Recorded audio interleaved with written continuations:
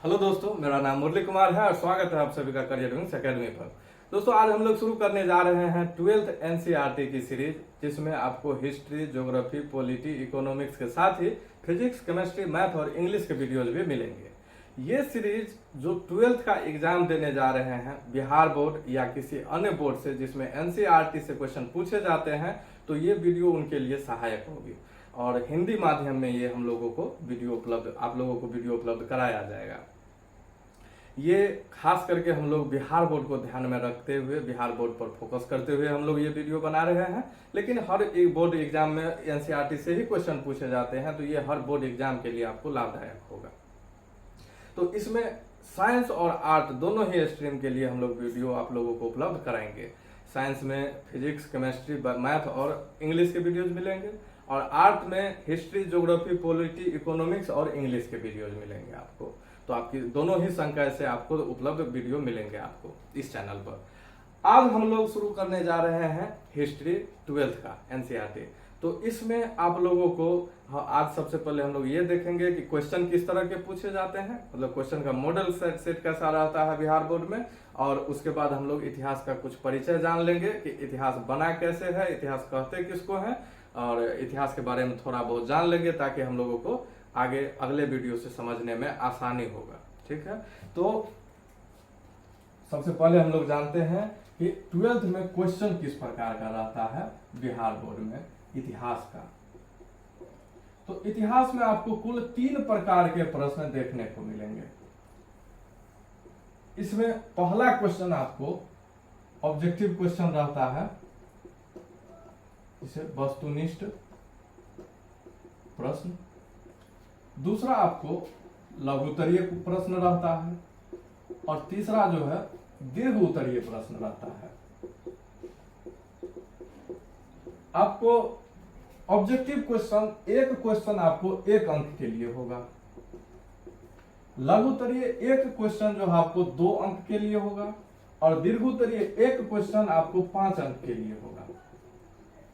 ठीक है, अब ऑब्जेक्टिव आपको कुल 100 प्रश्न मिलेंगे, कुल 100 प्रश्न रहते हैं। लघुत्तरीय में कुल 30 प्रश्न रहते हैं और दीर्घोत्तरीय में 8 प्रश्न रहते हैं क्वेश्चन पेपर में। लेकिन इसमें से आपको 100 प्रश्न में से सिर्फ 50 के जवाब देने हैं, 50 के उत्तर देने होंगे। इसी तरह आपको लघुत्तरीय में आपको सिर्फ 15 के जवाब देने होंगे और दीर्घोत्तरीय में आपको 8 प्रश्न में से सिर्फ 4 के जवाब देने होंगे। तो आप एक बात ये भी हमें कंफ्यूजन हो जाता है कई बार कि ये जो 8 या 100 में से जो हमको 50 के उत्तर देने हैं, तो ये 50 हम 1 से 50 तक दे या 50 से 100 तक दे या 25 से 75 तक, मतलब जो भी दे लगातार दे या मतलब छोड़ छोड़ करके भी दे सकते हैं। जैसे मान करके चलिए कि आपने क्वेश्चन सोल्व करना शुरू किया, क्वेश्चन पेपर पर आप 1 से शुरू किए, 1 मान लेते हैं कि आपको बन गया, लेकिन 2 नहीं बना, आपको 3 बन रहा है, 2 आपको नहीं बन रहा है, 1 बन गया और 3 भी बन गया, 4 और 5 आपको नहीं बन रहा है लेकिन 6 बन रहा है, 4 5 नहीं बना, 7 जो है आपको बन जा रहा है, 8 आपको बन जा रहा है लेकिन 9 नहीं बन रहा है, 10 नहीं बन रहा है लेकिन 11 बन जा रहा है। तो आपको जो बन रहा है उन्हीं का उत्तर दीजिए, जो नहीं बन रहा है उनको छोड़ दीजिए, उसके लिए कोई समस्या नहीं है। लगातार उत्तर देना जरूरी भी नहीं है, आप गिन करके 1 से 100 तक में गिन करके आपको 50 के उत्तर देने हैं। तो इसी तरह आप यहाँ पर 30 में से कोई भी 15 के जवाब दे सकते हैं, सीरियली का कोई जरूरत नहीं है, आप कोई भी 15 कहीं से भी चुन करके आप दे सकते हैं 15, लेकिन 30 में से 15 के जवाब देने होंगे और इन 8 में से आपको 4 के जवाब देने होंगे। इस तरह अगर देखा जाए तो आपके लिए यहां से कुल अंक कितने हो गए। तो ऑब्जेक्टिव क्वेश्चन से आपको देखिए 50 के उत्तर देने हैं, एक क्वेश्चन आपको 1 अंक के मिलेंगे, तो यहां से आपको मिल जाएंगे 50 अंक। 50 के उत्तर देने हैं, एक क्वेश्चन के लिए 1 अंक, तो 50 अंक। यहां पर आपको 15 के उत्तर देने हैं और एक क्वेश्चन 2 अंक के हैं, तो कुल मिलाकर के आपको यहां से कितने अंक मिल जाएंगे, 15 गुने 2, 30 अंक। और दीर्घोत्तरीय में आपको 4 के जवाब देने हैं, तो 4 में से एक क्वेश्चन 5 अंक का रहेगा, तो 5 चौका 20 अंक के आपको यहां से मिल जाएंगे। तो कुल अगर देखा जाए तो 50 अंक यहां से, 30 अंक यहां से, 20 अंक यहां से, कुल 50, 30, 80, 20, 100 अंक के क्वेश्चन पेपर होते हैं। ये 100 क्वेश्चन मतलब 100 अंक के क्वेश्चन रहते हैं। 100 अंक में आपको ऑब्जेक्टिव, लघुत्तरीय और दीर्घोत्तरीय 3 प्रकार के क्वेश्चन मिलेंगे। कुल क्वेश्चन की संख्या की बात किया जाए तो 100 प्रश्न ऑब्जेक्टिव, 30 लघुत्तरीय, 8 दीर्घोत्तरीय, 138 प्रश्न आपके पास होंगे पूरे क्वेश्चन पेपर में। लेकिन आपको जवाब कितने देने हैं? तो जवाब देने हैं यहां से 50, यहां से 15 और यहां से 4। तो कहने का मतलब ये हो गया कि 69 क्वेश्चन के आपको उत्तर देने हैं। ठीक है, तो ये इस तरह के मॉडल पेपर इसी तरह का होता है। मतलब बिहार बोर्ड में आपको इतिहास में क्वेश्चन इसी तरह से इतिहास का जो प्रश्न रहेगा ये इस तरह से आपके सामने आएगा। ठीक है, अब हम लोग देखते हैं कि हम लोगों को इतिहास में 12th का जो एनसीईआरटी इतिहास है इसमें हम लोगों को पढ़ना क्या क्या है। तो एनसीईआरटी में आपको कुल 3 बुक है जो इतिहास के 12th के इतिहास में जो है एनसीईआरटी में 3 बुक है आपके पास, जिसमें से पहला बुक जो है पूर्णतः प्राचीन भारत के बारे में बताता है। दूसरा जो बुक है वो आपको मध्यकालीन भारत के बारे में बताता है, और तीसरा आपको आधुनिक भारत के बारे में बताता है। अध्ययन की दृष्टि से अब इतिहास को 3 भागों में बांटा गया है, प्राचीन काल, मध्यकालीन और आधुनिक काल। दरअसल यहाँ तक जो है प्राचीन काल से लेकर के जब तक हिंदू शासन रहा तब तक का ये काल है। ये मध्यकालीन जो है आपको पूरे मध्यकाल में मुस्लिम शासन रहा, और आधुनिक काल में आकर के अंग्रेजों का शासन रहा। तो इसका जो अगर ईस्वी का बात किया जाए तो ये ईस्वी है आपको 20 लाख वर्ष पूर्व से 712 ईस्वी तक पढ़ा जाता है। इसमें 712 ईस्वी से 1707 ईस्वी तक पढ़ा जाता है, और 1707 से ये हम लोग 1947 ईस्वी तक का अध्ययन आधुनिक भारत में आता है। ये काल है, आपको इस तरह से पढ़ने हैं। तो ये जो 20 लाख साल ही क्यों? क्योंकि मानव इस पृथ्वी पर 20 लाख साल से है। हम जिस स्वरूप में आज दिख रहे हैं आपको, या आप जिस स्वरूप में, या पूरे मानव जाति जिस स्वरूप में दिख रहा है, ये 20 लाख साल पहले हम लोग इस स्वरूप में आए। इससे पहले हम लोग बंदर थे, बंदर से रूपांतरित हो करके हम लोग मानव बने हैं। और मानव जब से बने मतलब 20 लाख साल पहले से, तब से लेकर के मानव द्वारा जो जो घटनाएं घटी और उन्हीं का अध्ययन हम लोग इतिहास में करते हैं। तो प्राचीन काल में जो है 20 लाख साल से 712 ईस्वी तक है। फिर मुस्लिम शासन आता है। मुस्लिम शासन 712 ईस्वी से 1707 ईस्वी तक रहता है। फिर 1707 से अंग्रेजों का जो यूरोपियन था, सिर्फ अंग्रेजों ने जीत करके जो है भारत पर शासन कर लिया। लेकिन यहाँ पर जो है सिर्फ अंग्रेज भारत नहीं आए थे, इसके साथ पुर्तगाली, फ्रेंच, डेनिश, ये सब जो है भारत आए थे। तो वो सब का संघर्ष, और उसके बाद हम लोगों का संघर्ष, जब अंग्रेजों का शासन स्थापित हो गया तो उसके बाद जो है अंग्रेजों से जो हम लोगों का स्वतंत्रता संग्राम के लिए संघर्ष चला, ये इसका अध्ययन हम लोग इसमें करते हैं। तो 3 बुक हमारे पास है जिसमें आप लोगों को तीनों पढ़ना है। बिहार बोर्ड में या किसी भी बोर्ड में आपको यहाँ तीनों से प्रश्न आते हैं। तो पहला चैप्टर जो हम लोगों का यहाँ पर शुरुआत होता है ये होता है हड़प्पा सभ्यता से। पहला चैप्टर हड़प्पा सभ्यता से। प्राचीन इतिहास में हड़प्पा सभ्यता की जो ईस्वी है वो 2600 ईसा पूर्व से 1900 ईसा पूर्व तक है। ठीक है, तो ये जो है अब देख लीजिए कि पहला चैप्टर हम लोगों का जो एनसीईआरटी का है ये यहाँ से शुरू होता है। और हम लोगों को इतिहास कब से शुरू होता है? तो 20 लाख साल पहले से। अच्छा, एक बात और समझ लीजिए कि इतिहास में हम लोग 2 चीजों का इतिहास पढ़ते हैं। एक होता है विश्व इतिहास, एक होता है भारत का इतिहास। विश्व इतिहास जो है, चूंकि पूरे पृथ्वी पर मानव है, ऐसा नहीं है कि भारत में ही मानव की उत्पत्ति हुई, सिर्फ यहीं पर रहे तो हम लोगों को सिर्फ भारत का इतिहास पढ़ना है। विश्व का इतिहास भी पढ़ना पड़ता है, लेकिन 12th के सिलेबस में हम लोगों को विश्व का इतिहास नहीं पढ़ना है। ये विश्व इतिहास 11th के जो टॉपिक है उसमें दिए गए हैं। 11th में विश्व इतिहास ही है। 9th 10th भी अगर आप देखिएगा तो मोस्टली 9th 8th में भी जो है विश्व इतिहास ही है, लेकिन हम लोगों को सिर्फ भारत का इतिहास पढ़ना है।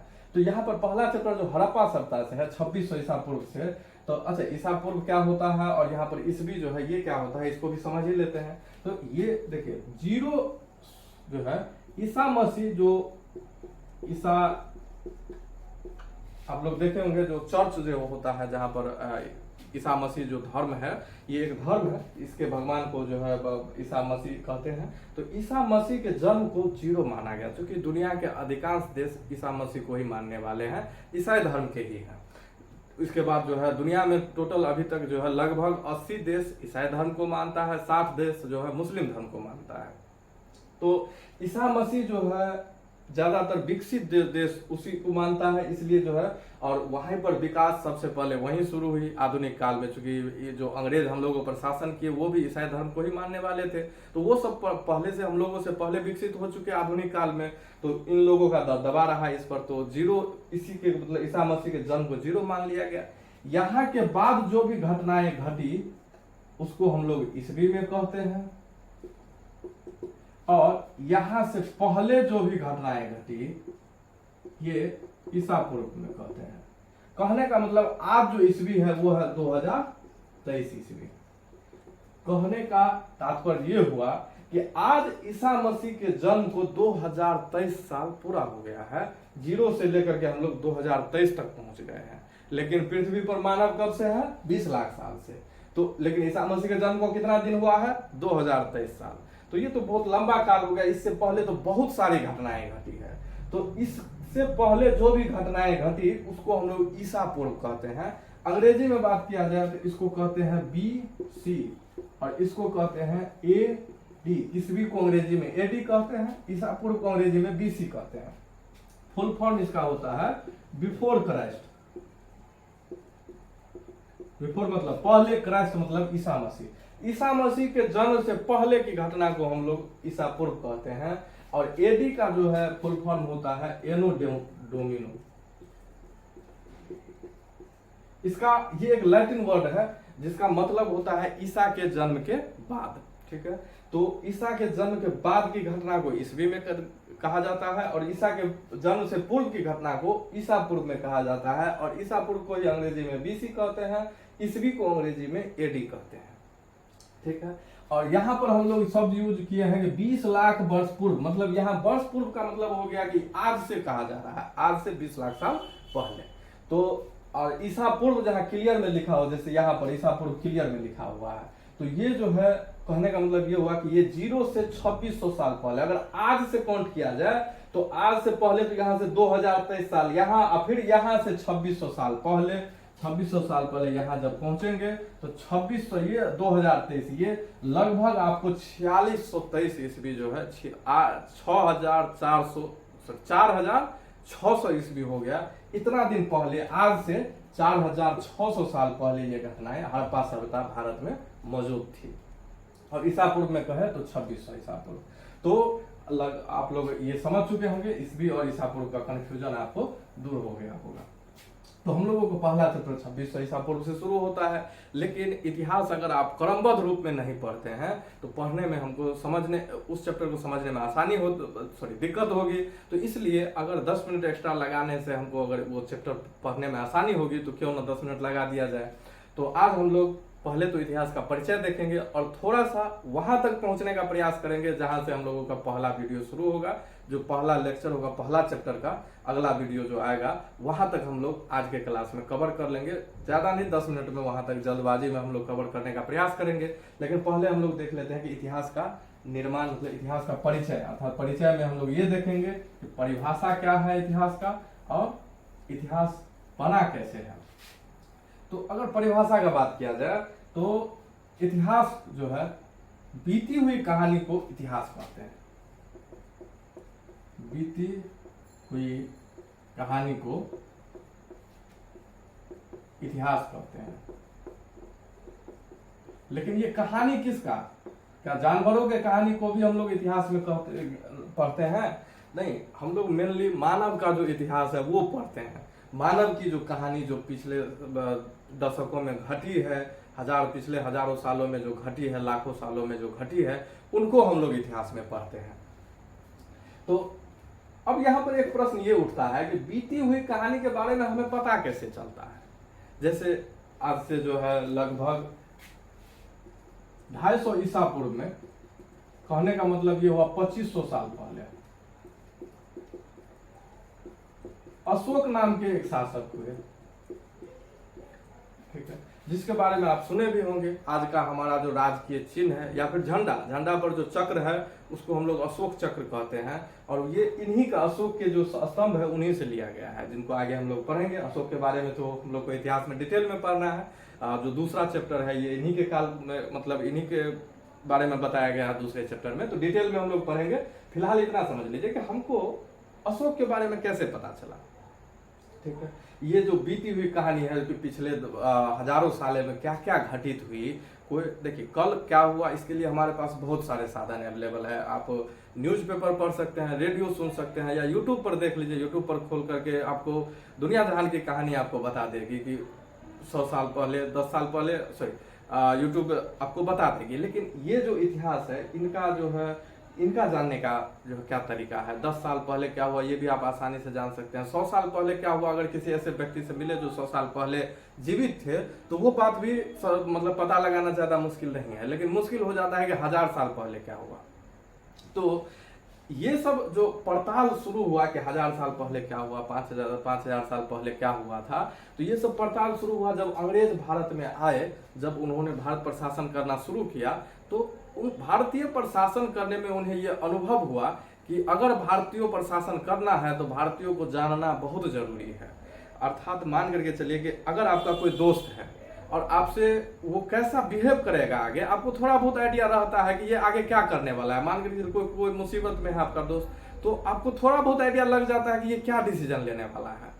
तो कैसे पता चलता है, क्योंकि आप उनके पिछले सारे बार मतलब घटनाओं को देख चुके हैं कि उनका जो है सोचने का तरीका क्या है, ये सारी बातों को आप समझ चुके हैं इनका, इसलिए आपको थोड़ा बहुत आइडिया लग जाता है कि ये क्या करने वाला है आगे। इसी तरह अगर किसी पर आपको शासन करना है तो वो उनके बारे में, उसके जो इतिहास है उनके बारे में जानना बहुत जरूरी है, क्योंकि आज जो हम है, हमारा जो विचार है वो आज नहीं बना है, ये कई हजारों साल, सैकड़ों सालों का परिणाम है जो आज हमारा विचार हमें इस रूप में दिखाई देता है। दरअसल आप जो सोच रहे हैं ये आपका सोच नहीं है, वो समाज का सोच है। समाज जैसा सोच बनाता है, मतलब वातावरण जैसा रहता है वैसा सोच होता है उन लोगों का।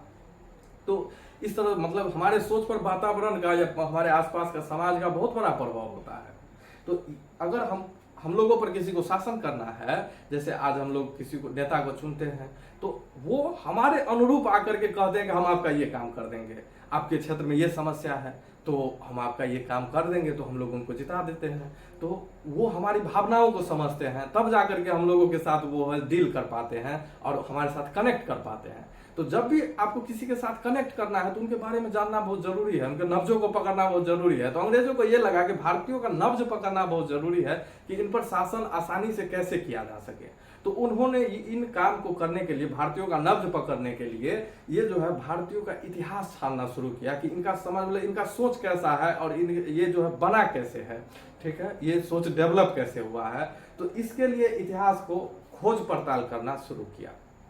अब 1000 साल पहले या 500 साल पहले क्या हुआ, इनको जानने के लिए हमारे पास जो है जो साधन अवेलेबल होते हैं उन्हें हम लोग कहते हैं ऐतिहासिक स्रोत। इतिहास, ये जो बीती हुई कहानी है, इनको जानने का जो हमारे पास साधन है उसे हम लोग कहते हैं ऐतिहासिक स्रोत।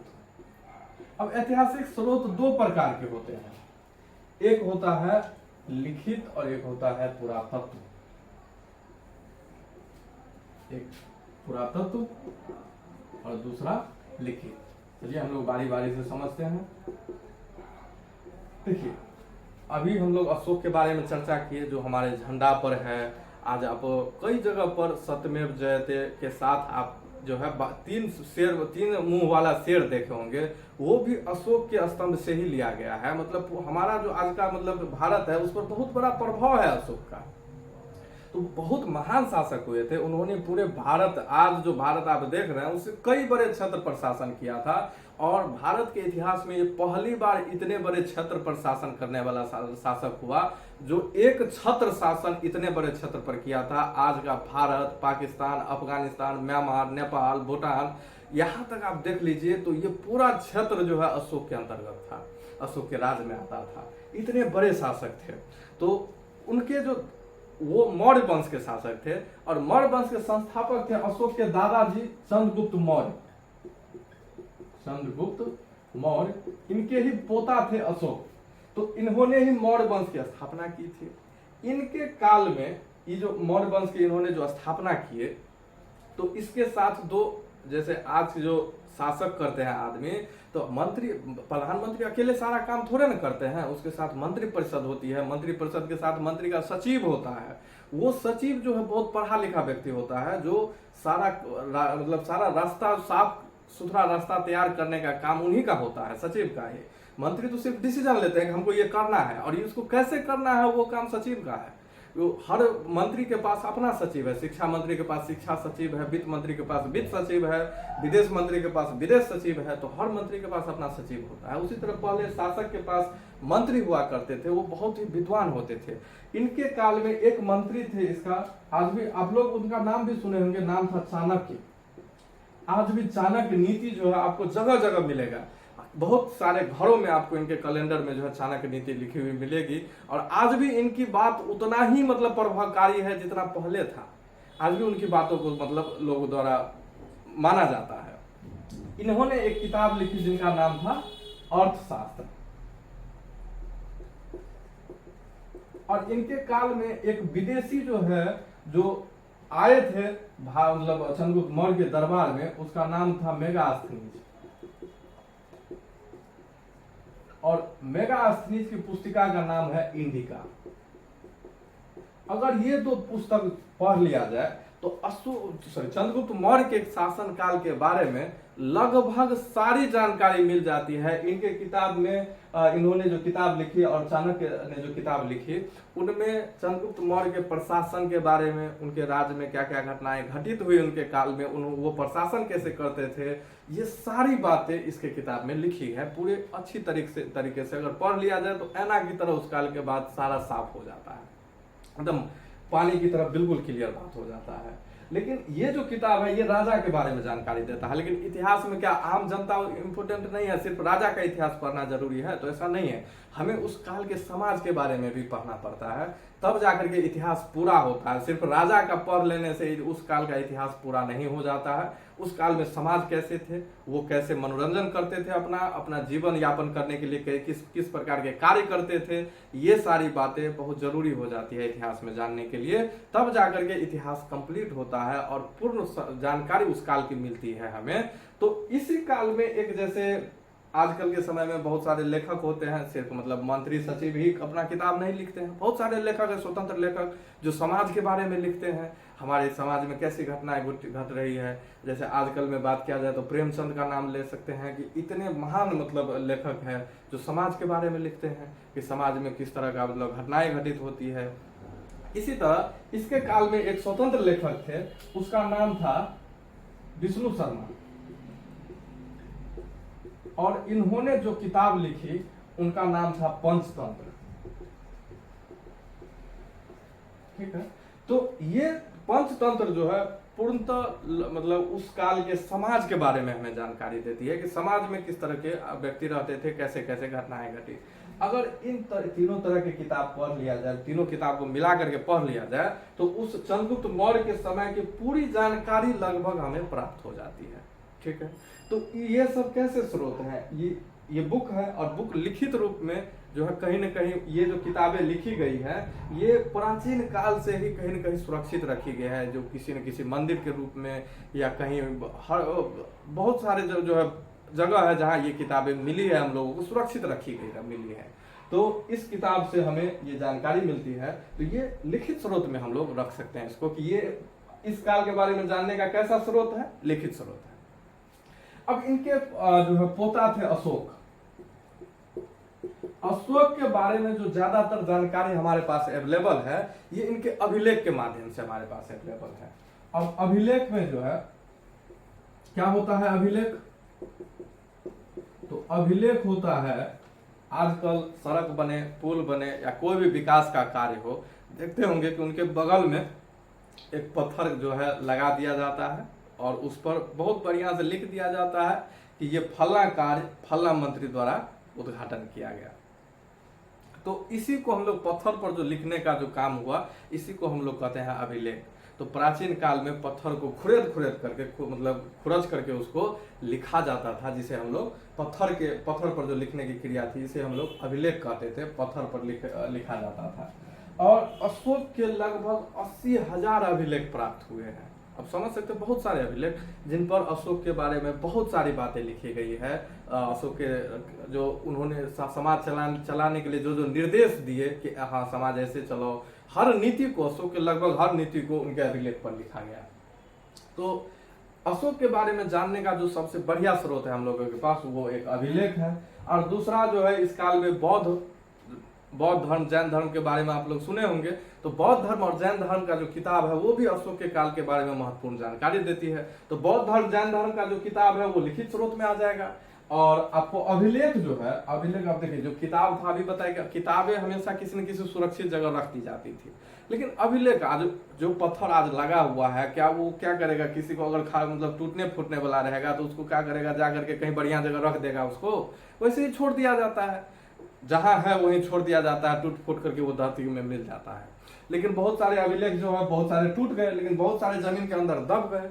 प्राचीन काल में इतनी मजबूती से बनाया जाता था इसको कि बहुत सारे जमीन के अंदर दब गए, खुदाई के दौरान या किसी अन्य कारण से निकले। तो जो भी चीजें जमीन के अंदर दब गई और बहुत साल बाद हमें मिली खुदाई के दौरान या किसी अन्य कारण अपने आप निकल गई, तो इसे हम लोग पुरातत्व कहते हैं। आज जो हम लोग वस्तु उपयोग करते हैं और उपयोग करने के बाद इसे फेंक देते हैं, तो फेंकने के बाद ये धीरे धीरे जमीन के अंदर चल जाएगी और बहुत दिनों के बाद कहीं न कहीं निकल भी करेगी।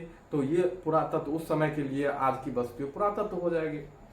तो इसी तरह पुराने समय की बहुत सारी वस्तुएं जमीन के अंदर अभी भी दफन है और उन्हीं को जो है बहुत सारे वस्तु खोदा जाता है और बहुत सारे खुदाई के दौरान निकलती है। बहुत सारी वस्तुएं अपने आप ही वर्षा के कारण या किसी अन्य कारण से, बहुत सारे ज्योग्राफी जब हम लोग पढ़ेंगे तो देखेंगे पृथ्वी के अंदर भी बहुत सारी घटनाएं होती है, इन सब की वजह से ऊपर आ जाती है वस्तुएं।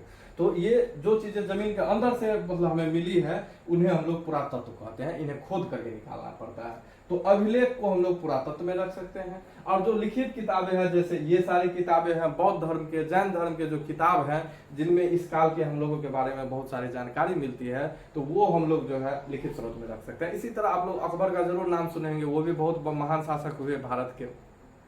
उनके बारे में जो है किताब लिखा गया आईने अकबरी। अशोक के काल में, अकबर के काल में किताब लिखा गया आईने अकबरी। इनके मंत्री जो थे अबुल फजल, उन्होंने लिखा। तो आईने अकबरी में अकबर के बारे में सारी जानकारी हमें मिल जाती है। तो जो है इसी तरह बहुत सारे लेखक हुए अकबर के काल के ही, जो है तुलसीदास थे उसी समय के, समकालीन काल के। तो उनका किताब अगर पढ़ लीजिएगा तो समाज के बारे में जानकारी मिलती है रामचरितमानस में। तो बहुत सारे लेखक हुए जो उस समय में लिखे। तो इस तरह किताबें हमें से बहुत सारे किताबें हैं जो उस काल के बारे में, घटनाएं के बारे में जानकारी देती है और उन्हीं सब आधार पर जो है इतिहास में लिखने का निर्माण, मतलब लिखने में मदद मिलता है। और समस्या हमारे पास ये है कि पहले इनको खत्म कर लेते हैं। दूसरा इसमें आता है सिक्का।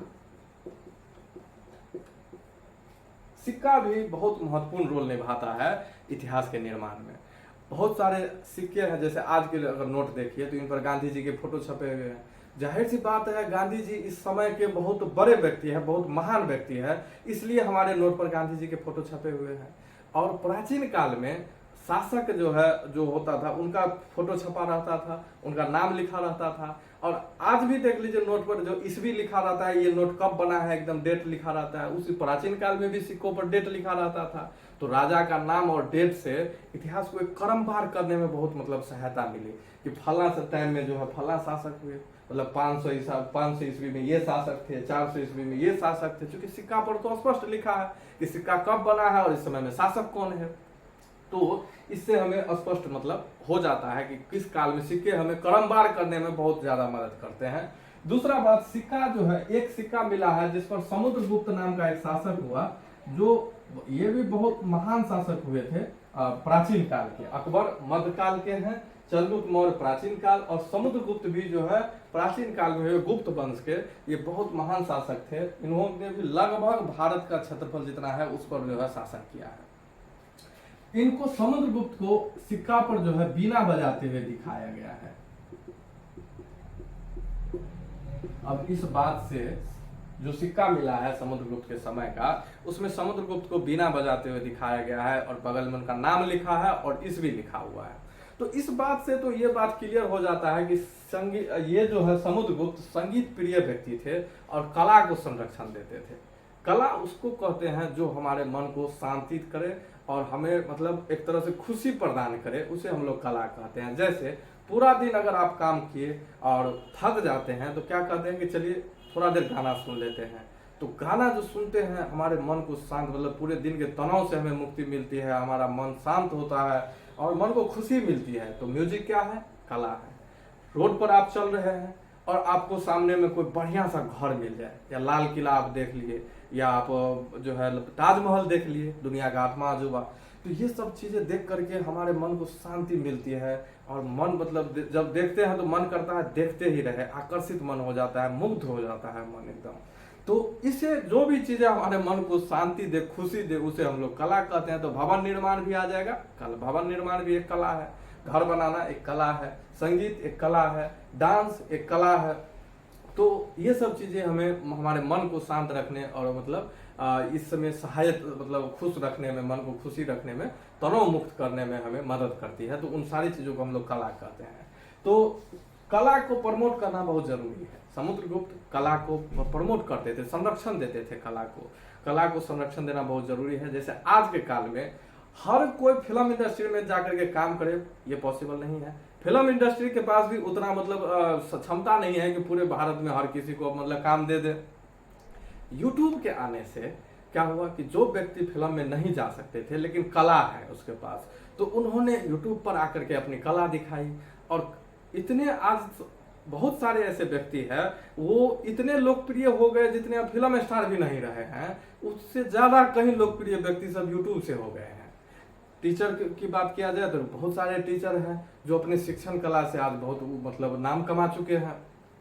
तो ये सारी चीजें कला में आती है। और अगर यूट्यूब ना होता और सरकार अगर जैसे बहुत सारी चीजों को सरकार बैन भी कर देती है, एग्जाम्पल के तौर पर टिकटॉक को कह सकते हैं, लेकिन बहुत सारे चीज है जैसे गेम, बहुत सारे गेम है जो बच्चों को बिगाड़ रहा है, तो उन पर सरकार बैन कर देती है, मजबूरी है बैन करना। लेकिन अगर सरकार कला को प्रमोट ना करे तो फिर समस्या आ जाती है। अगर देख लीजिए वो सब व्यक्ति, सबको रोजगार मिला हुआ एक तरह से, सब अपना, बहुत सारे व्यक्ति है जो सिर्फ यूट्यूब पर आप जीवन यापन ही उसका इसी से हो रहा है। तो अगर सरकार बंद कर दे तो क्या होगा? तो कला को संरक्षण देना बहुत जरूरी है। तो समुद्रगुप्त कला को संरक्षण देते थे और संगीत प्रिय व्यक्ति थे।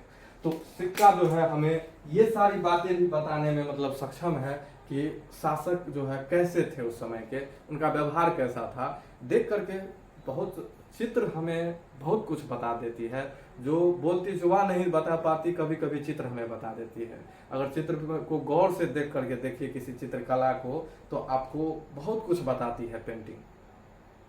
तो इसी तरह जो है सिक्का को देख करके भी बहुत कुछ अनुभव किया जा सकता है, बहुत कुछ मतलब समझा जा सकता है उस सिक्का को देख करके। तो एक तो सिक्का निर्माण, आप सिक्का देख लीजिए, दो चीज। तीसरा बात सिक्का जो मदद करता है कि अगर कहीं किसी काल के सिक्का आपको ज्यादा मिले हैं तो इसका मतलब ये हुआ कि जो है उस काल में व्यापार वाणिज्य ज्यादा होता था। आप मानकर इसलिए मार्केट है कहीं पर, तो जाहिर सी बात है वहां पैसा का लेन देन ज्यादा होगा।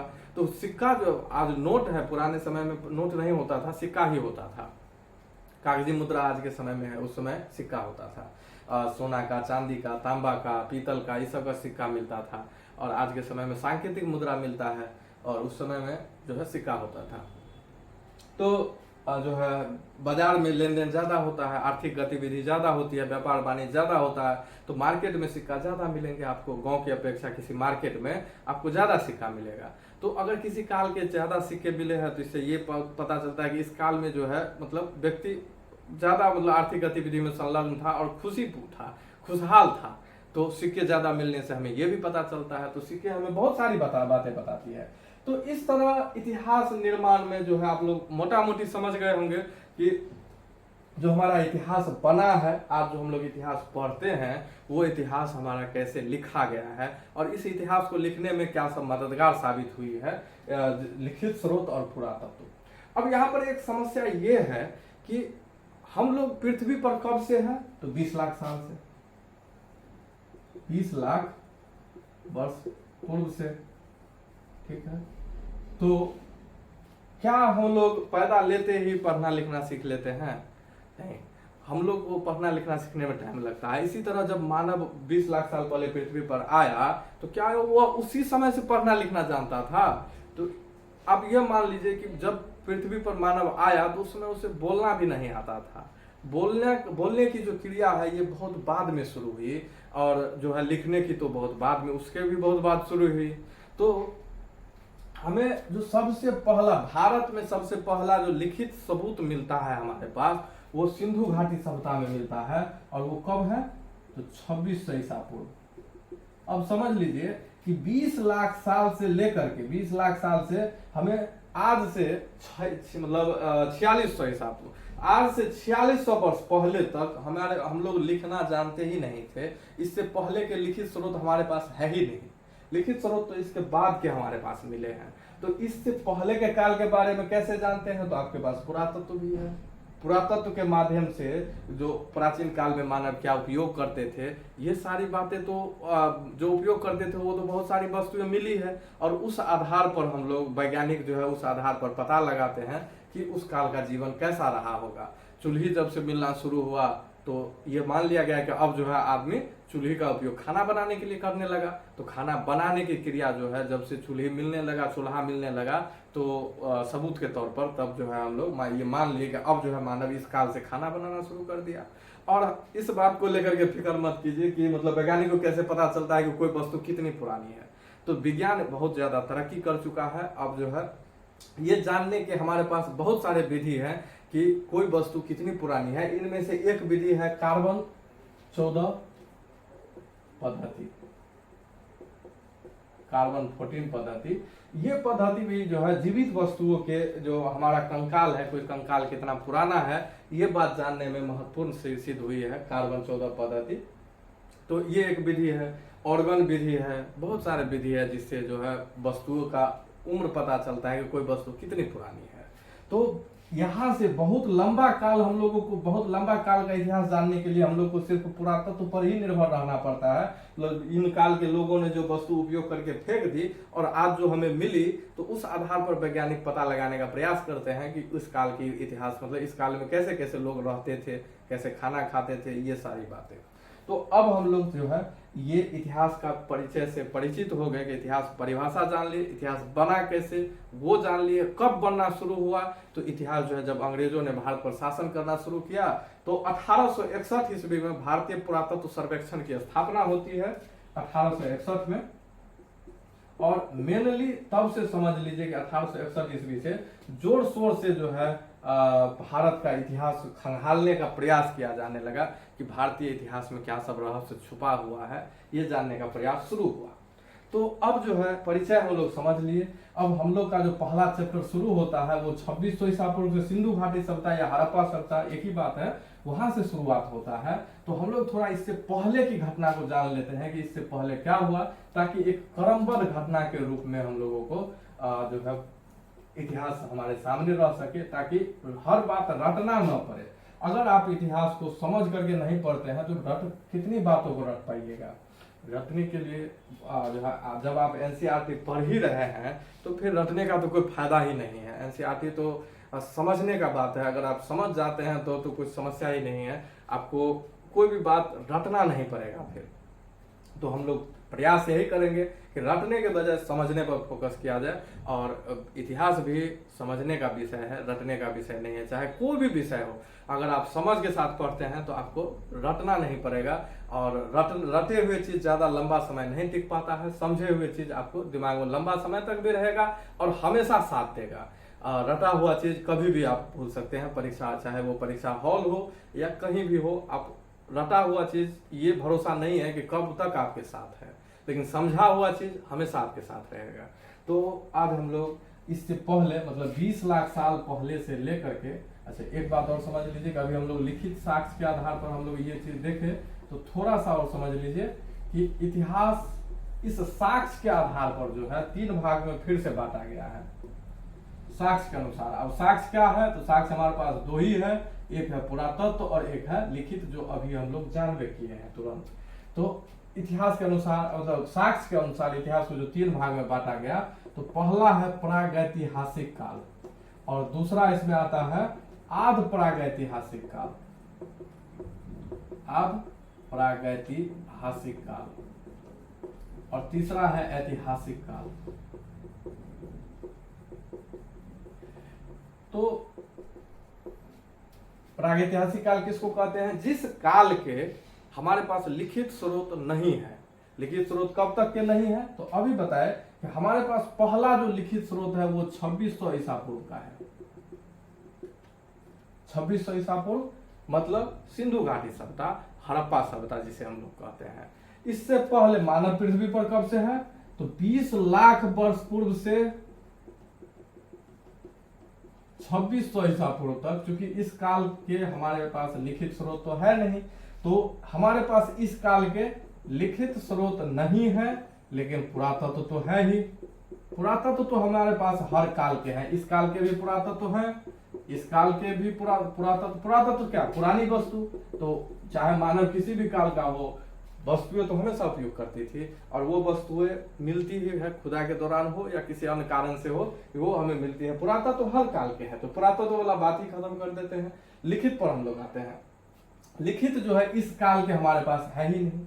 इस काल के लिखित तो है, लिखित है, परंतु पढ़ा नहीं जा सकता है। इस काल के जो हमारे पास लिखित हैं, वो उस समय की जो भाषा या लिपि थी उसको हम लोग नहीं पढ़ पाते हैं। जैसे सिंधु घाटी सभ्यता, हड़प्पा सभ्यता। हड़प्पा सभ्यता के जो हमारे पास लिखित स्रोत बहुत सारे मिले हैं, लेकिन उनको अभी तक पढ़ा नहीं जा सका है। तो ऐसे काल को हम लोग आध प्रागैतिहासिक काल कहते हैं। और ये कब से कब तक चला है? 2600 ईसा पूर्व से, और इसको 1500 कर लेते हैं, क्योंकि हम लोग का जो ऐतिहासिक काल है ये 1500 ईस्वी से शुरू होता है, ईसा पूर्व से अब तक। ये सारी ऐतिहासिक काल में आ जाती है। इसी काल में हमारे 4 वेद की रचना हुई है, ऋग्वेद, सामवेद, यजुर्वेद और अथर्ववेद। तो इस काल में, और ये संस्कृत में लिखा है, तो वैदिक संस्कृत इसको कहते हैं, और संस्कृत आज भी हम लोग पढ़ पाते हैं। तो इस काल के जो लिखित स्रोत हैं हमारे पास, उसको हम लोग पढ़ भी पाते हैं। इस काल के लिखित हैं, परंतु पढ़ ही नहीं पाए हैं, तो कोई फायदा ही नहीं है उस लिखित स्रोत का। तो लेकिन लिखित स्रोत तो है, उम्मीद तो कर ही सकते हैं कि कभी न कभी तो इसको पढ़ा जा सकता है। वैज्ञानिक इस पर लगे हैं कि पढ़ाने के लिए, डिकोड करने के लिए जो है लगे हैं वैज्ञानिक। तो प्रागैतिहासिक काल लिखित स्रोत है, सॉरी नहीं है, इनके लिखित तो आध प्रागैतिहासिक लिखित है, परंतु पढ़ा नहीं जा सका। ऐतिहासिक लिखित भी है और पढ़ा भी जा सकता है, इनके लिखित भी है और पढ़ा भी जा सकता है। ठीक है, तो इतिहास के ये 3 भाग हुए। अब हम लोग शुरुआत करते हैं कि इतिहास जो 20 लाख साल पहले से है। तो देखिए, मानव जब पृथ्वी पर रहना शुरू, मतलब जब पृथ्वी पर मानव आया, तो जैसे आज जानवर है, इसी तरह सेम उसी तरह जो है मानव भी था। तो आज अगर देखा जाए तो सबसे ज्यादा जरूरी क्या है लोगों के लिए? अगर पूरा दिन अगर आपको कहे कि कमाने धमाने का टेंशन ना हो, पैसा वैसा कमाने का कोई भी टेंशन ना हो, तो मानव के लिए अगर खाना और जो है पानी, खाना पानी अगर जहां मिल जाए, क्योंकि उस काल में तो मानव, जब हम लोग कब का अध्ययन कर रहे हैं, 20 लाख साल पहले, उस समय में ये कपड़ा और पहनने का तो कोई समस्या ही नहीं था। बस एक ही काम था, खाना, दूसरा कोई काम नहीं। न मकान का जरूरत था, एकदम जानवर थे हम लोग। मतलब इंसान तो बहुत बुद्धि तो धीरे धीरे विकसित हुई। पहले हम लोग भी जंगल में ही रहते थे, और जो है जंगल में जो मिलता था खाना पीना उसी पर निर्भर करते थे। तो जंगल जो है आज के काल में भी अगर देखा जाए तो ज्यादातर जंगल आपको पहाड़ पर मिलेगा। और पानी कहाँ मिलेगा? तो ये तो पानी तो आपको पहाड़ पर ही मिलेगा। अन्य जगह समुद्र का पानी आप पी नहीं सकते हैं। पूरा पृथ्वी पर तो ज्यादातर समुद्र ही है, 71% भाग पर समुद्र है, और जिसको हम लोग मतलब पी नहीं सकते हैं जिसका पानी। तो मानव जो है कहाँ पर जो पानी पीने लायक है, उनका स्रोत कहाँ पर है? पहाड़ पर। आज भी हमारी जितनी नदियां हैं, चाहे गंगा नदी हो, कोई भी नदी आप देख लीजिए, वो पर्वत से ही निकला है। तो पानी का मुख्य स्रोत पहाड़ होता है, पर्वत होता है, और पर्वत पर ही जंगल होते हैं। तो खाने पीने तो पहाड़ पत्थर का सबसे बड़ा स्रोत होता है। सबसे ज्यादा पत्थर पहाड़ पर ही पाया जाता है, मतलब हर जगह पहाड़ पर पत्थर ही पत्थर मिलेगा। तो मानव सबसे पहले जो है पत्थर मतलब पहाड़ पर रहना शुरू किया, मतलब पहाड़ के आसपास रहना शुरू किया, और अपना कोई भी काम, जैसे जानवर, देखिए खाने के लिए फल फूल खाते थे या फिर शिकार करते थे, मतलब जानवर मारकर खाते थे, जैसे आज जानवर मारते हैं, जानवर को मारकर खाते हैं, तो जानवर मारने के लिए पत्थर का उपयोग करते थे। तो मानव आज हम लोग देख लीजिए किसका उपयोग करते हैं, तो मेनली आज हम लोग लोहा का उपयोग करते हैं। जैसे आज हम मार्कर से पढ़ा रहे हैं, मार्कर में लोहा है नहीं, लेकिन अगर ये लोहा, ये प्लास्टिक से बना है, और ये जिस मशीन में बना होगा ना, जाहिर सी बात है, वो कहने वाला बात नहीं है, वो लोहा का ही वो मशीन होगा। आप दुनिया में जितनी भी चीजें देख रहे हैं, वो भले ही देखिए बहुत सारी चीजें तो लोहा का है ही, स्पष्ट दिख रहा है। अगर मान करके चलिए कोई चीज लोहा का नहीं है, तो वो जिस मशीन में बना होगा वो लोहा का ही होगा। ये आज जो है लोहा बहुत, मतलब मानव का उपयोग का सबसे मेन आधार जो है आज लोहा ही है। इसलिए आज के काल को हम लोग लौह युगीन सभ्यता कहते हैं। आज हम लोग किस काल में है? लौह युगीन सभ्यता में। और मानव उस समय में किसका उपयोग करते थे अपने जरूरत के लिए? तो पत्थर का। तो इसलिए इसको कहा गया पाषाण काल। जब मानव पृथ्वी पर आया, और मतलब पृथ्वी पर जब से उत्पन्न हुआ, उस काल से शुरुआत होता है पाषाण काल का। चूंकि मानव ने सबसे पहले किसका उपयोग करना शुरू किया? पाषाण का। मतलब पाषाण मतलब पत्थर, इसी पाषाण को ही हम लोग पत्थर भी कहते हैं, और इसी को हम लोग प्रस्तर भी कहते हैं। तो इसमें कंफ्यूज नहीं होइए, पाषाण मतलब पत्थर, प्रस्तर तीनों एक ही बात है। पाषाण को ही पत्थर कहते हैं, पत्थर को ही प्रस्तर कहते हैं। इस काल में हम लोग पहाड़ पर रहते थे, पहाड़ पर जो जंगल थी वहां पर जो है फल फूल इकट्ठा करके खाते थे, वहां के पानी को पीते थे, और जो जानवर थी उनको उनका शिकार करके भी शायद खाया जाता था। ठीक है, तो पाषाण काल। अब इस पाषाण काल को भी मेनली 3 भाग में बांटा गया। एक हो गया पूरा पाषाण काल, दूसरा हो गया मध्य पाषाण काल, और तीसरा हो गया नव पाषाण काल। ठीक है, अब इनका देखिए, इनका जो अंतर है ये मेनली 3 बात पर निर्भर करता है। इनका जो अंतर है ये इनके उपयोग किए जाने वाले पत्थर के आधार पर इनका अंतर किया गया है। कहने का मतलब ये है कि इस समय में क्वार्टजेट नामक पत्थर का औजार बनता था। क्वार्टजेट नामक पत्थर का। इस समय में सूक्ष्म पत्थर के औजार बनते थे, सूक्ष्म पत्थर के औजार बनते थे, इसलिए इसको अंग्रेजी में मध्य पाषाण काल को मैक्रोलिथ भी कहते हैं। और इस काल में स्लेट पत्थर के जो है औजार बनते थे, इसलिए इनको 3 भाग में बांटा गया। दूसरा प्रमुख बात यह है कि पूरा पाषाण काल में पूर्णतः हम लोग जो है जानवर थे, मानव थे, और लेकिन रहते थे एकदम जैसे जानवर आज के समय में रहता है कि पेड़ पर ही पूरा दिन बिता देता है, जंगल में, मतलब कोई मतलब नहीं है काम धाम से। तो इस तरह का हम लोग घुमंतु थे जानवर, जैसे आज यहाँ खाना मिला कल जहाँ मिलेगा वहीं रह लेगा, कोई अस्थायी आवास नहीं है, कहीं भी घुमंतु है। मध्य पाषाण काल में हुआ क्या कि पूरा पाषाण काल और मध्य पाषाण काल में, इस काल में पूर्णतः ठंडी थी। ठंडी का मतलब ये हुआ कि पूरा पृथ्वी बर्फ से ढका हुआ था। मतलब इसका स्पष्ट मतलब है पूरा पृथ्वी जब बर्फ से ढका हुआ है तो खेती बाड़ी तो की नहीं जा सकती है। तो इस काल में मध्य पाषाण काल आते आते गर्मी प्रारंभ हुआ और पत्थर पिघलना शुरू हो गया। पत्थर पिघला तो नए नए घास के मैदान बने, और घास के मैदान जब बने, नए नए घास के मैदान, तो जाहिर सी बात है जो शाकाहारी जानवर है उनकी संख्या में वृद्धि होगी। हिरण और जो भी शाकाहारी गाय भैंस बकरी, ये सब जो है जितने जानवर थे उनकी संख्या में वृद्धि हुई। मानव धीरे धीरे जो है इस मतलब जो पहले जानवर की तरह खुद रहते थे, अब जानवर को इस काल में जब शाकाहारी जानवर का जो शुरुआत हुआ, मतलब जो संख्या बढ़ने लगा, तो इस काल में जानवर को पकड़ कर पालतू बनाने लगा, और पालतू बना करके जो है उनका जो है उपयोग करता था, जैसे दूध के रूप में या किसी अन्य के रूप में जो है पालतू जानवर बनाना शुरू किया। तो इस काल में बन गया आदमी जो है बन गया पशुपालक। इस काल के व्यक्ति पशुपालक बन गए। अब पशु के साथ साथ जब पशु को रखते थे तो उनको चराने के लिए जाते थे, उनका सेवा और बहुत सारा काम होता है। तो जब जो है जब इनको चराने के लिए आज भी अगर भैंस सब जो चराए हैं, चराने वाला है उसको देखते होंगे, तो आपको भैंस को छोड़ दिया जाता है और वो बैठ करके कहीं जो है आपस में जितने आदमी सब है वो सब बैठ करके गपशप मार रहा है अपना। तो वो जो है आपस में जो है देखे कि खेती बाड़ी, उन्होंने जो है खेती बाड़ी करना सीख लिया। धीरे धीरे अवलोकन करते करते कि जंगल में जो है कोई बीज गिरता है, बीज गिर करके जो है वो फल मतलब पौधा बनता है और वो फल बनता है। तो उस तरह उन्होंने खेती करना सीख लिया। और इस पशुपालक से धीरे धीरे देखिए मतलब कृषि का कार्य इसी काल में प्रारंभ हो गया था, मतलब मध्यपाषाण काल में ही। लेकिन कृषि का मेन जो विस्तार हुआ वो नवपाषाण काल में।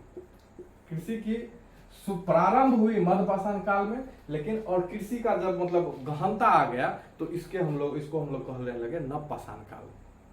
अब यहाँ पर जब कृषि शुरू हुआ तो कृषि शुरू होने से एक तो महत्वपूर्ण बात ये हुई कि खेती करने के लिए आपको 3-4 महीना जो है खेत पहले धान बोइए या कोई भी फसल बोते हैं उसका फिर सिंचाई पानी देना पड़ता है। उसके बाद जो है उसको रख रखाव करना पड़ता है ताकि जंगली जानवर आकर के उसको खा न ले। तो रख रखाव करके फिर फाइनली काट करके जो है उसका अनाज हम लोग रख लेते हैं। तो इसके लिए 4-5 महीना जो है आपको खेत के आसपास रहना होगा। पहले इंसान घुमंतु थे, लेकिन अब जब खेती करना शुरू किए तो 4-5 महीना एक जगह रहना शुरू हुआ लोगों का। और धीरे धीरे इस तरह शुरुआत होती है गांव की, जब आदमी एक जगह मतलब अस्थायी के रूप में रहने लगे, अस्थायी तौर पर रहने लगे। तो इस तरह शुरुआत होता है अस्थायी जीवन का। पहले जो है घुमंतु जीवन था हम लोगों का, यहाँ से यहाँ भटकते रहते थे और इस तरह हम लोगों का जीवन चलता था। लेकिन अब नवपाषाण काल में आकर के कृषि की शुरुआत होती है और अस्थायी जीवन की शुरुआत होती है, जिसे एनसीईआरटी में बसने की प्रक्रिया नाम दिया गया है। मतलब अब आदमी एक जगह रह करके बसने लगा, इस प्रक्रिया को बसने की प्रक्रिया कहा गया है। अस्थायी जीवन का अब गांव का निर्माण हुआ। जब गांव का निर्माण होगा तो धीरे धीरे जो है अब आपको क्या होगा कि 10 बर्तन अगर एक जगह रहेगा तो आपको वो हड़बड़ाएगा ही, आवाज करेगा ही। अर्थात अगर 10 व्यक्ति 100 व्यक्ति एक जगह रह रहे हैं तो झगड़ा होना आपस में, ये मतलब मानव का लक्षण है। हर व्यक्ति का एक जो है स्वयं का अनुशासन इतना ज्यादा मतलब कठोर नहीं हो सकता है, मतलब ये अनुशासित स्वयं में इतना नहीं हो सकता है। तो झगड़ा किसी न किसी वजह से झगड़ा हो ही जाएगा। तो इसलिए जो है जो धीरे धीरे गांव में एक ऐसे व्यक्ति की जरूरत पड़ी जो पूरे गांव को शांत रख सके, झगड़ा की स्थिति में हर किसी को जो है झगड़ा निपटाने का कार्य करे। तो ऐसे व्यक्ति गांव के धीरे धीरे पहले मुखिया बने, एक जो प्रमुख व्यक्ति थे वो धीरे धीरे गांव के मुखिया बने। अब मुखिया बनने के बाद धीरे धीरे उनका जो है शक्ति बढ़ते गया और धीरे धीरे बना राजा। तो जो है राजा बनने तक का कहानी आप लोग आज के क्लास में समझ लिए। और 1-2 बात और समझाना है, ये तो हुआ समाज के बारे में कि हम लोग जो है जानवर से राजा बनने तक की कहानी समझ लिए। और जो हम लोग का पहला चैप्टर है उसमें भी राजा है और उनके बारे में भी हमको पढ़ना है। तो राजा बनना कैसे, मतलब हमारा समाज विकास किस प्रकार किया वो हम लोग आज समझ गए। अब थोड़ा सा बात समझ लीजिए कि आग जो है, आग का खोज हुआ है पूरा पाषाण काल में, ठीक है। पशुपालन का शुरुआत हुआ है मध्यपाषाण काल में और अस्थायी जीवन और कृषि का शुरुआत हुआ है नवपाषाण काल में। आग का खोज और पहिया का खोज भी पूरा पाषाण काल में ही हुआ है। और ये दोनों बहुत ही इंपॉर्टेंट खोज था उस समय में। जैसे आज के समय में हम लोग बहुत बड़ा साइंटिस्ट न्यूटन को मानते हैं, आइंस्टीन को मानते हैं, आग का खोज उस समय में एकदम समझ लीजिए युग परिवर्तक काल था उस समय के लिए। जीवन ही बदल गया लोगों का। आग से क्या फायदा हुआ देखिए, पहले आदमी जो जानवर को मारता था उस जानवर को जो है तुरंत खाना पड़ता था। मांस एक दिन में खराब हो जाएगा, नहीं तो ज्यादा से ज्यादा कितना 2 या 3 दिन से मतलब मांस रह सकता है, इसके बाद तो खराब हो ही जाएगा। लेकिन जब आग का खोज हुआ तो आग के बाद लोगों ने मांस को जो पका करके खाया तो एक तो स्वाद तो बदल ही गया, दूसरा बात उसको सेक करके, हल्का सा सेक करके उसको जो रख सकते हैं वो कुछ दिन मतलब संरक्षित रखा जा सकता है, उसको बाद में भी खाया जा सकता है। पहले अब आज खाना है तो अभी जाकर के शिकार कीजिए, अभी जाकर के फल तोड़ करके लाइए, ये समस्या वाली बात है। लेकिन अगर आप आज ही महीना दिन का प्लानिंग कर लिए तो कम से कम महीना दिन तो नीचे रहिएगा, महीना दिन का खाना तो आपके पास हो गया, अब महीना दिन शिकार नहीं करना पड़ेगा। तो आग, दूसरी बात आग जो है जानवर को भगाने में मदद करता है। आग बहुत मतलब बड़ा खोज था उस समय के लिए। दूसरा बात पहिया, जो आदमी पैदल चलता था अब गाड़ी पर चलने लगा। मतलब कुत्तों को पालतू, सबसे पहले पालतू जानवर में कुत्ता को पालतू बनाया गया। तो और इस काल में जो औजार थे, इस काल में हड्डी के भी औजार होने लगे, मतलब पत्थर के साथ हड्डी के औजार नवपाषाण काल में। ठीक है, तो ये सारी बातें मोटा मोटी तौर पर आप समझ गए। अब इन नवपाषाण काल के बाद हम लोग आते हैं हड्डी, मतलब देखिए पहले पत्थर का, फिर पत्थर के साथ नवपाषाण काल आते आते पत्थर के साथ हड्डी को भी मिला करके औजार बनाया जाने लगा। फिर हड्डी के साथ, सॉरी, अब पत्थर के साथ अब अगला काल जो आएगा वो आएगा ताम्रपाषाण काल। ताम्रपाषाण काल मतलब हुआ कि इस काल में लोग तांबा का प्रयोग करने लगा, पत्थर के साथ साथ तांबा, मतलब पाषाण मतलब पत्थर और ताम्र मतलब तांबा, तांबा के साथ साथ पत्थर का भी उपयोग करने लगा। तो अब क्या होगा कि थोड़ा सा आप देखिए, तांबा क्या है, धातु, धातु पत्थर से ज्यादा मजबूत होगी। और अब जो है मतलब कृषि भी कार्य करने में, मतलब कृषि, पहले पूरा पृथ्वी पर जंगल ही जंगल था, पेड़ ही पेड़ था। अगर खेती बाड़ी करना है तो जंगल साफ करना पड़ेगा, और जंगल साफ करने के लिए आपको पेड़ काटना पड़ेगा, और पेड़ तो पत्थर से नहीं काटा जा सकता है। उसके लिए जब लोहा का प्रयोग हुआ तब जाकर के पेड़ पौधा को काटना आसान हुआ और खेती बाड़ी ज्यादा से ज्यादा क्षेत्र पर होने लगा। तो ताम्रपाषाण काल में तो एक क्वेश्चन ये भी पूछा जाता है कि मानव द्वारा सबसे पहले कौन सी धातु प्रयोग की गई, तो वो था तांबा। पत्थर के बाद सीधे हम लोग आते हैं ताम्रपाषाण काल में, और ताम्रपाषाण काल के बाद हम लोग आते हैं कांस्य युगीन काल में, कांस्य युगीन सभ्यता। और कांस्य युगीन मतलब क्या, कांसा, कांसा किस किस चीज से बनता है, तो तांबा प्लस टीन, इसी तांबा में टीन को मिक्स करके जो है कांसा बनाया गया। और मिश्र धातु हमेशा जो है कांसा तांबा की अपेक्षा ज्यादा मजबूत होगा, कांसा ज्यादा मजबूत होगा, तो मिश्र धातु हमेशा ज्यादा मजबूत होता है। तो अब जो है और थोड़ा सा कठोर चीजों को काटना मतलब आसान हो गया। तो ताम्रपाषाण काल के बाद कांस्य युगीन सभ्यता, और यही कांस्य युगीन सभ्यता कौन सी है, सिंधु घाटी सभ्यता, जिसको हम लोग हड़प्पा सभ्यता भी कहते हैं। तो कल हम लोग यहाँ से शुरुआत करेंगे इतिहास का। इससे पहले का घटना मोटा मोटी तौर पर आपके सामने है, मतलब पूरा आप समझ गए होंगे। तो चलिए आज जो है आज के लिए इतना ही, मिलते हैं नेक्स्ट वीडियो में। ठीक है, तब तक जो है तब ठीक है, मिलते हैं नेक्स्ट वीडियो में।